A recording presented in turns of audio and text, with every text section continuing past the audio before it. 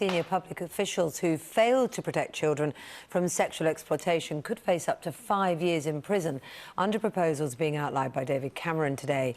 He'll tell a summit at number 10 that a new criminal offence is being considered after the scandal in Rotherham where 1,400 children were abused. Our chief correspondent Richard Gaisford is in Downing Street this morning. So Richard, he says too many young people are still, as he puts it, being failed by the authorities. Yes, Kate, and David Cameron wants people to pay for it, the most senior people looking after child protection. Some of them will be here today, counsellors, senior police officers, social workers and victims who are all gathering for an unprecedented summit to hear what the Prime Minister has to say and to have these new plans and laws outlined to them. It comes on the day that we get yet another report that suggests really that things were worse than we first thought, this time in Oxfordshire, where there were real opportunities missed to protect vulnerable people.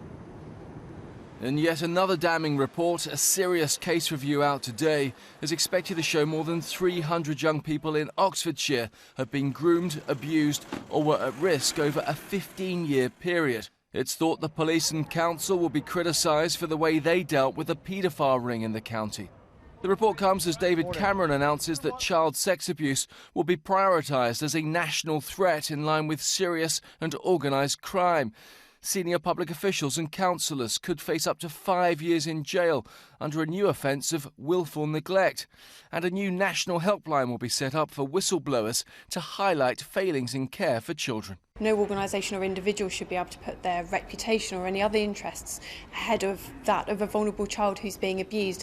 The Oxfordshire case bears similarity to Rotherham, where 1,400 victims were targeted by gangs of largely Asian men, and to Rochdale, where police have just charged 10 men as part of an investigation into child exploitation, in which 65 people have now been arrested. Richard Gaisford, Good Morning Britain.